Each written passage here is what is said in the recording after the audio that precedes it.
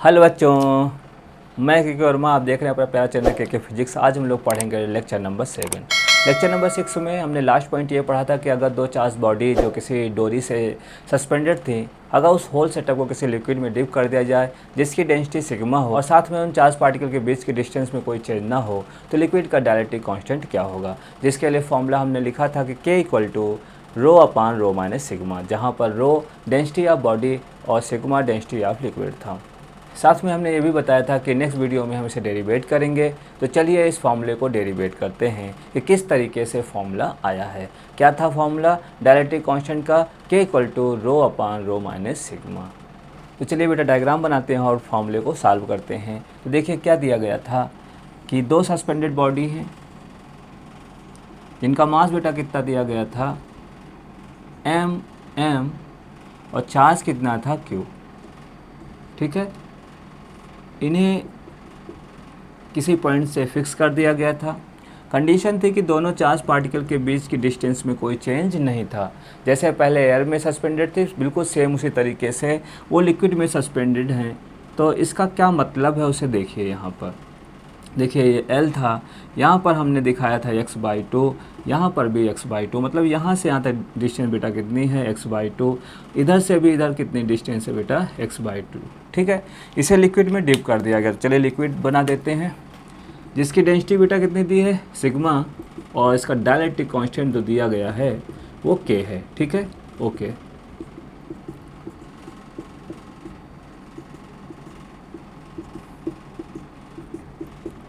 तो चलिए पहले फोर्स बना लेते हैं। ये फोर्स आपका है F डैश, इधर की तरफ जो फोर्स लगेगा F डैश, क्योंकि दोनों का नेचर सेम है तो रिपल्सन फोर्स लगेगा।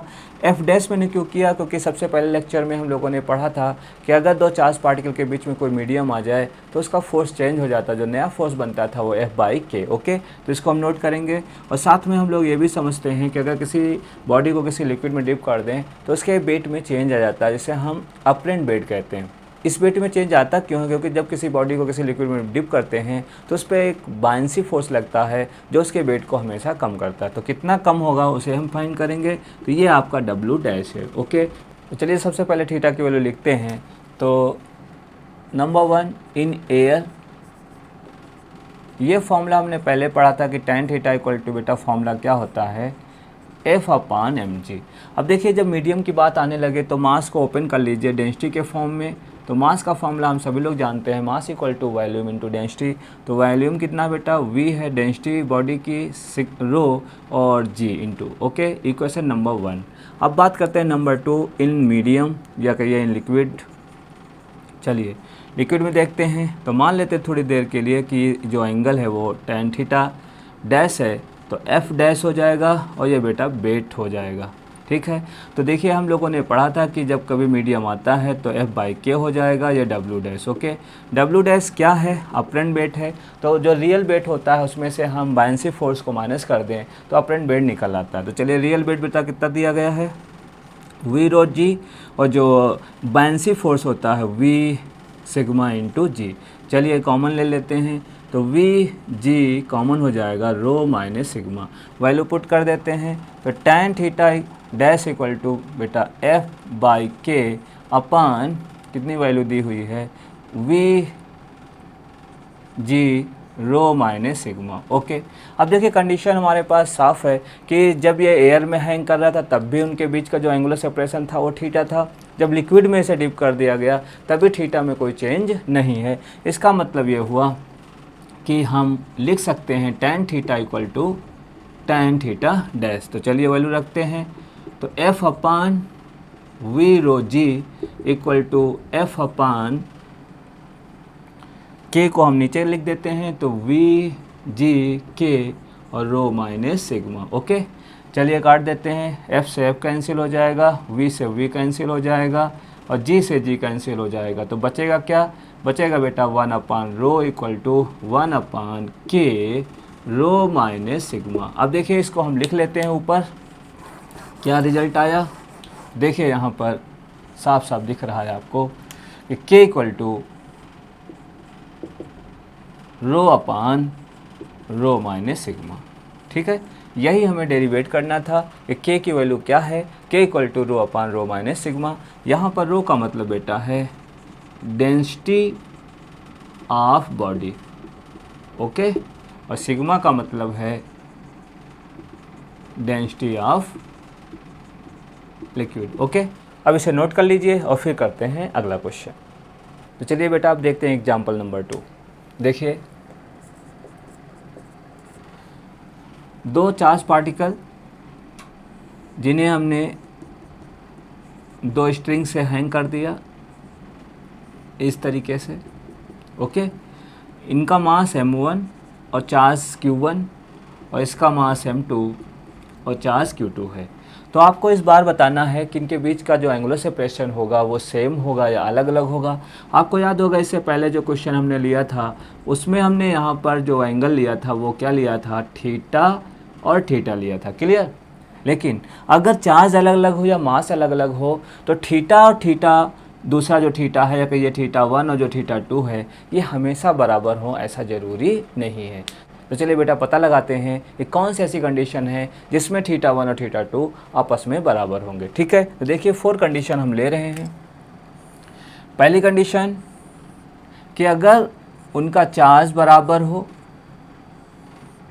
और उनके मास भी बराबर हों तब उनका एंगुलर सेपरेशन क्या होगा, ठीक है। दूसरी कंडीशन कि चार्ज तो सेम हो बट बेटा उनके मास अगर डिफरेंट हो तो क्या होगा। तीसरी कंडीशन ये है कि दोनों के चार्ज डिफरेंट हों बट उनके मास अगर सेम हों। और फोर्थ कंडीशन है कि चार्ज तो डिफरेंट हों, साथ में उनका मास भी अगर डिफरेंट हो तो एंगुलर सेपरेशन क्या होगा। तो चलिए समझते हैं। सबसे पहला काम कि देखिए फोर्स हम अगर दिखाते हैं तो देखिए ये आपका फोर्स F है और ये फोर्स जो है ये F है, क्लियर। और जो वेट होता है बेटा वो क्या होता है, ये जो है m1g और जो दूसरा वेट होगा ये अगर दिखाएं तो वो क्या होगा m2g, क्लियर। तो देखिए जो फोर्स होता है वो चार्ज पर q1 और q2 पर डिपेंड करेगा, वो अलग अलग चार्ज पर डिपेंड नहीं करता, क्योंकि आपको मालूम है कूलॉम फोर्स का फॉर्मूला बेटा क्या होता है, k q1 q2 अपान r², ओके। अब ये फोर्स जो F है उसके लिए ज़रूरी क्या है, एक Q नहीं, दोनों चार्ज की ज़रूरत है। इसका मतलब अगर दोनों चार्ज सेम हो या अलग अलग हो इससे फ़र्क नहीं पड़ता, इसका मतलब फोर्स में कोई चेंज नहीं आएगा। तो एंगल जो है वास्तव में फोर्स पे डिपेंड नहीं करेगा, वो किस पर डिपेंड करेगा, मास पर डिपेंड करेगा।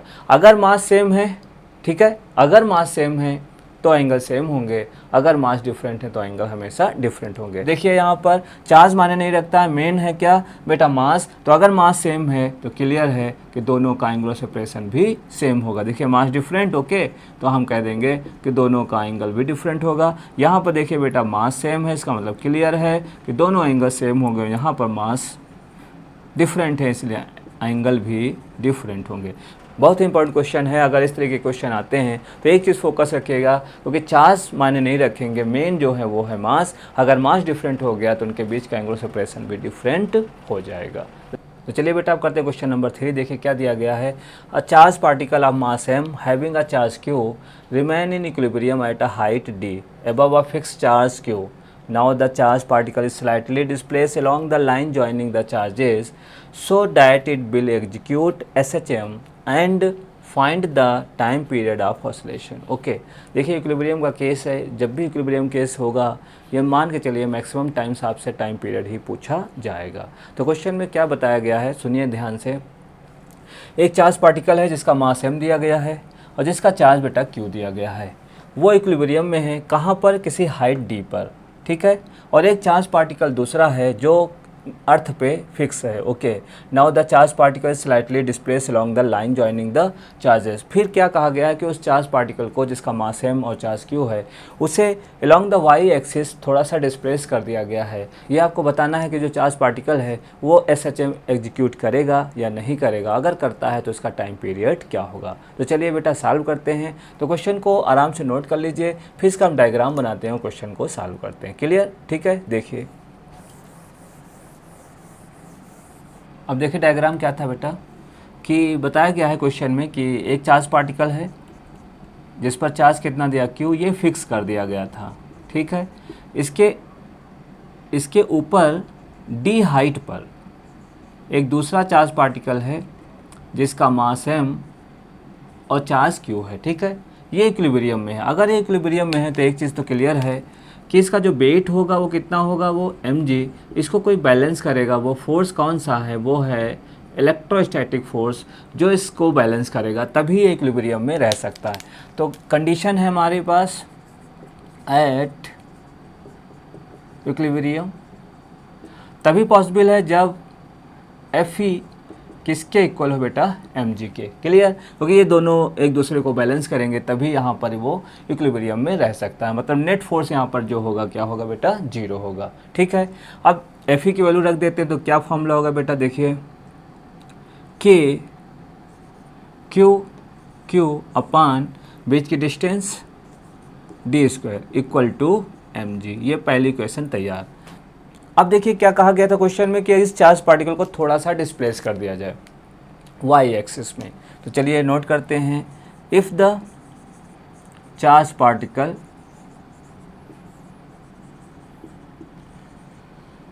Is displaced along y axis then net force on the charge particle. Okay, तो नेट फोर्स कैसे निकालेंगे देखिए।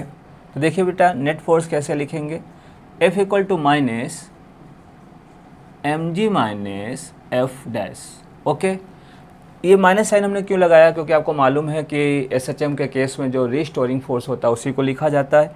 तो ये रिस्टोरिंग फोर्स है जिसको हम किससे दिखाते हैं, निगेटिव साइन से, ठीक है। F' क्या होगा, तो चलिए वैल्यू डालते हैं। तो माइनस mg माइनस F', मतलब डिस्टेंस बढ़ गई तो क्या फॉर्मूला होगा बेटा, k अपान d पहले से था और y डिस्प्लेसमेंट दिया गया तो d प्लस y का होल ऑफ स्क्वायर। ओके, तो इसे बेटा नोट कर लें, फिर इसके ऊपर लिखते हैं। तो चलिए रफ कर देते हैं, देखिए क्या मिलेगा आपको।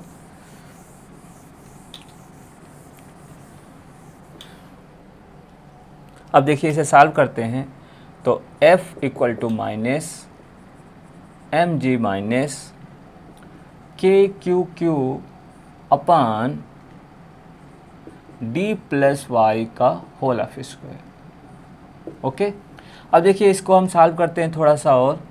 तो माइनस mg माइनस k³ अपान d² हम इंटू कर लेते हैं। तो देखिए क्या होगा, इससे फ़ायदा क्या होगा, तो हमने एक नया काम किया, d² से इंटू और डिवाइड कर दिया। इससे फ़ायदा क्या होगा, कुछ वैल्यू मुझे मिल जाएगी।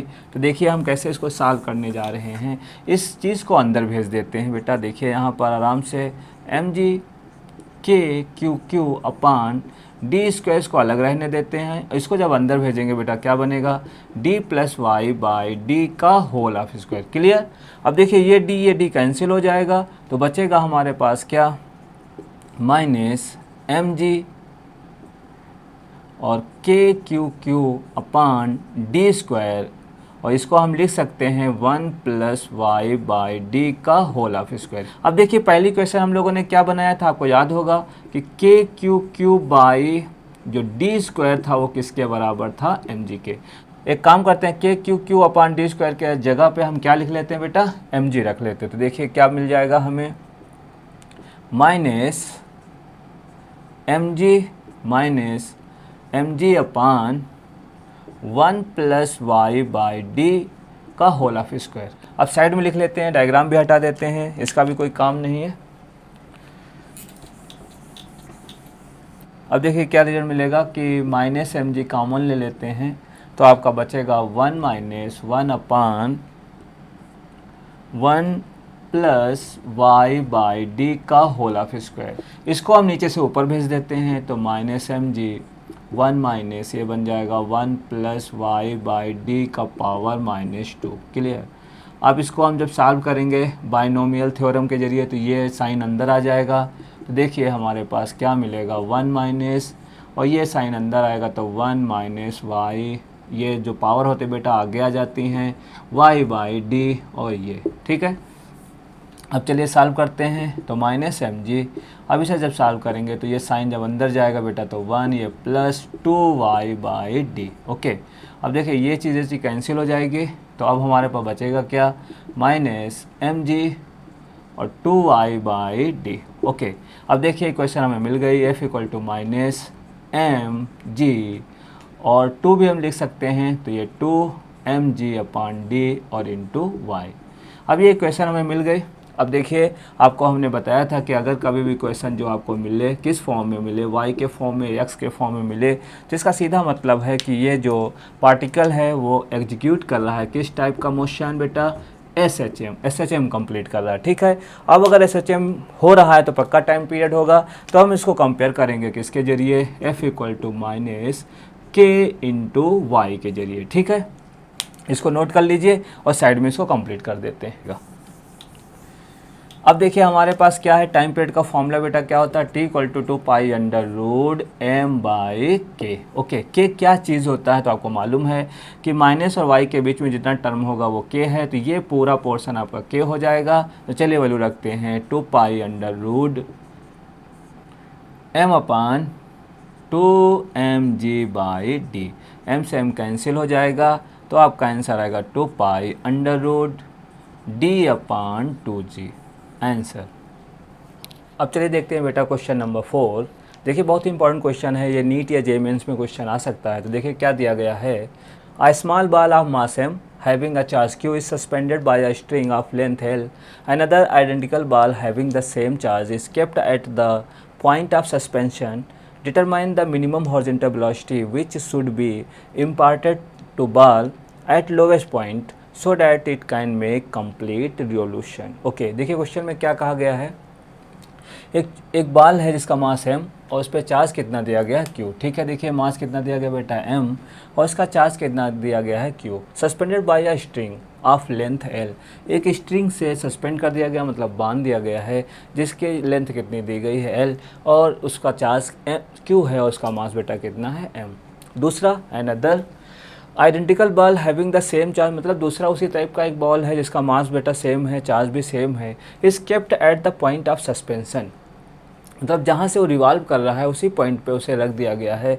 तो बेटा डिटरमाइन करना है the minimum horizontal velocity which should be imparted the ball at lowest point so that it can make complete revolution. तब आपको फाइंड करना है कि वो मिनिमम कितनी वेलोसिटी हॉरिजॉन्टल होगी जिससे कि वो कंप्लीट रिवोल्यूशन कर सके। तो देखिए क्वेश्चन को कैसे बनाएंगे, तो पहले इस क्वेश्चन को नोट कर लें और फिर हम क्वेश्चन को सॉल्व करते हैं। ठीक है, तो देखिए बेटा क्वेश्चन में क्या दिया गया था कि एक चार्ज पार्टिकल है जो सेंटर में या सस्पेंशन पॉइंट पे फिक्स है, और ये एक स्ट्रिंग थी जिसमें एक चार्ज पार्टिकल जिसका मास बेटा m और चार्ज कितना दिया गया था q। ठीक है, और सेंटर में जो चार्ज था वो था आइडेंटिकल, मतलब सेम चार्ज यहाँ पर भी रखा गया था।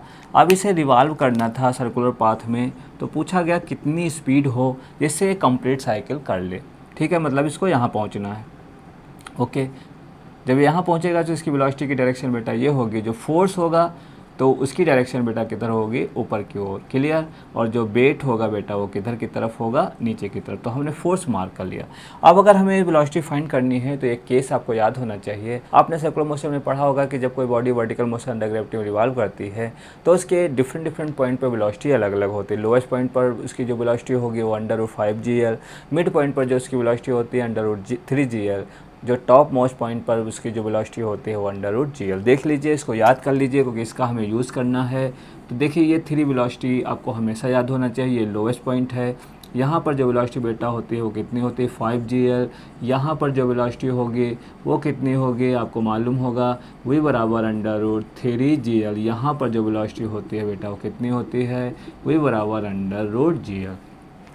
देखिए बेटा हमें इस केस में अगर वेलोसिटी फाइंड करना है तो हमें एक काम करना पड़ेगा, एनर्जी थ्योरम यूज़ करना होगा, जिससे कि क्वेश्चन काफ़ी लेंथी हो जाएगा।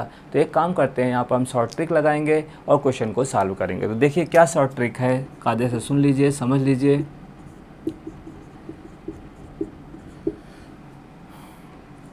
v equal to under root 5l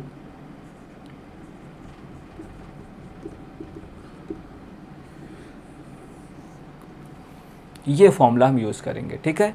v equal to √5 LA effective. A का मतलब यहाँ एक्सेलरेशन है, बट ये किस टाइप का एक्सेलरेशन है वो आपको हमने नाम दिया इफेक्टिव। मतलब ये भी g वास्तव में क्या है, ये एक्सेलरेशन ड्यू टू ग्रेविटी है। इसका मतलब है कि अगर हमें इफेक्टिव निकालना आ जाए तो मेरा काम बन जाएगा। देखिए इसी टेक्निक को हम यहाँ पर क्वेश्चन में सॉल्व करेंगे, ठीक है। इसे नोट कर लीजिए और चलिए समझते हैं कैसे सॉल्व होगा।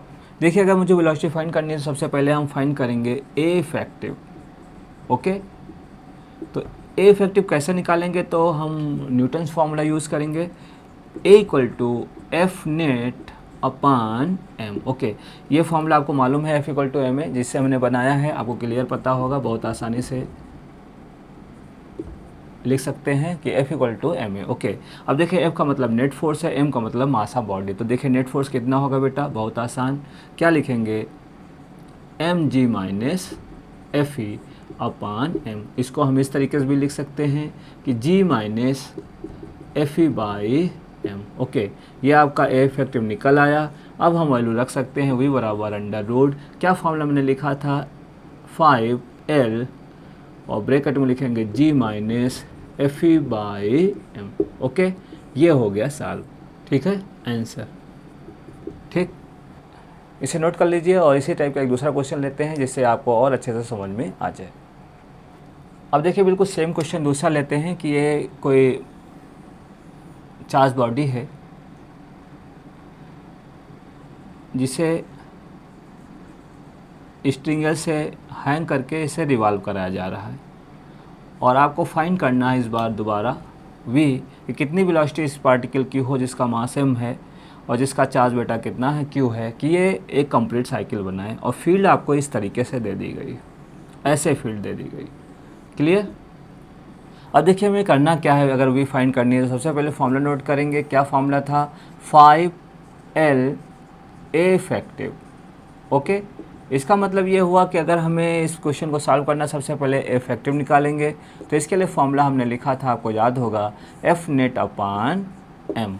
मतलब अगर हमें फोर्स मालूम हो जाए तो मेरा काम बन जाएगा। चलिए सबसे पहले फोर्स बनाते हैं। देखिए यहाँ पर एक फोर्स ये होगा, ये जो फोर्स है बेटा क्या है, एम जी।